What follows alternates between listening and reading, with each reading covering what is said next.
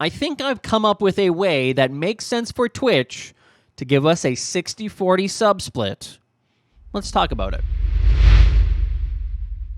Hey everybody, welcome in to another video. Make sure you click like and subscribe and leave a comment after you've watched the video to let me know what you think about this idea. It is in fact TwitchCon weekend, and I'm kind of interested in seeing whether or not they actually do any kind of significant announcements about changes, about launches, about features, because they have been doing a lot of announcements leading up to this. They've already announced the new guest star functionality. They've already announced changes to payment structure, reducing the payment minimum threshold from 100 down to 50. I'll link a video up there that you can actually go watch if you haven't watched that yet.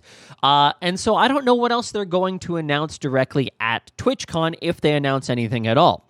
But on my mind, and probably on the minds of a lot of people, is sub splits. And particularly since April, when this article came out from Bloomberg talking about Amazon's Twitch seeks to revamp creator pay, talked about reducing sub splits down from 70% to a flat rate of 50%. Now, all affiliates already currently have a 50% sub split, and most partners don't have a custom contract that gives them a 70% on tier 1. However, all partners, when you do become a partner, you get 60-40 on tier 2 subs and 70-30 on tier 3 subs. And I believe that the idea here would be to reduce those down to 50% across the board. Now, at the same time that these discussions are happening, there's more push than ever from this community to want to have a higher sub split, change revenue split between streamers and lower payout minimums.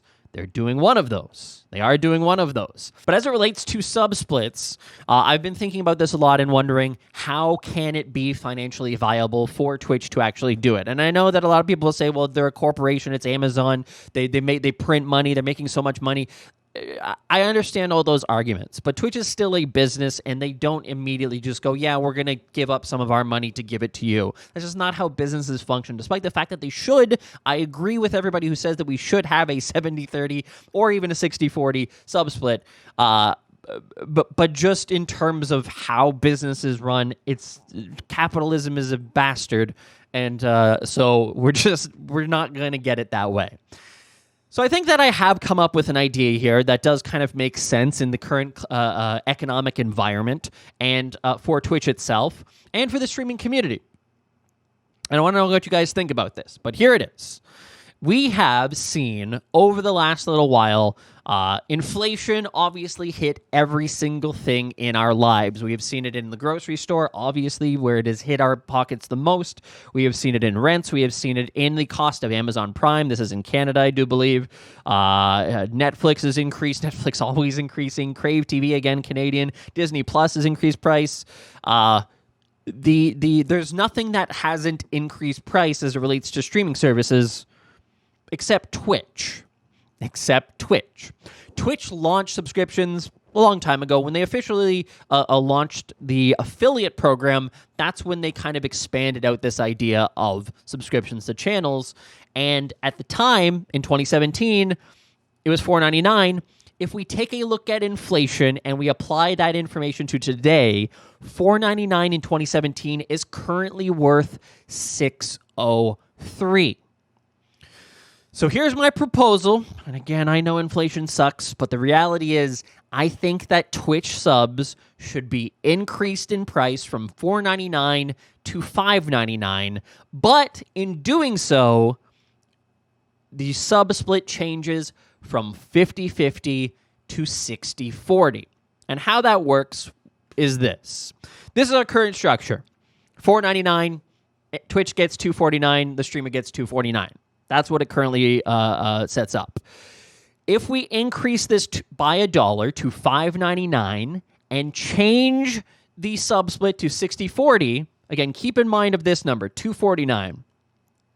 At $5.99, at a 40% sub split, Twitch still gets almost the same amount that they did previously, $2.39. They lose a dime, but streamers get $3.59.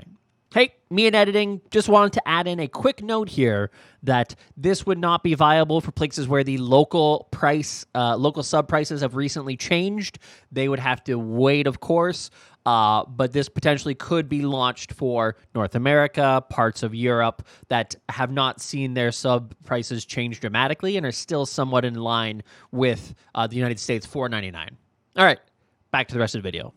The reason this makes sense is that this takes off the burden of Twitch to go, well, we're increasing prices, and then no one's going to like that. If Twitch increased prices to $5.99 and still had a 50% cut, people would be furious. But if you put the onus on streamers, you and I, to say, hey, guys, prices are going up, but I get a lot more because prices are going up, that's a much easier sell to the community.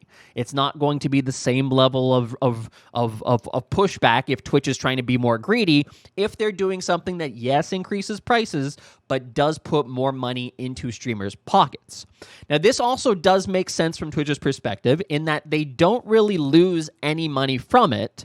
And in fact, they gain through the time value of money. And what that basically means is that as they hold your money, they can do different things. They can invest it. They can use it to generate yield during that time before they have to pay you out 15 days or 10 days or 45 days if you get it on the very first of the month. They have a long period of time where they can use your money for whatever they want to do with it before they actually have to pay you.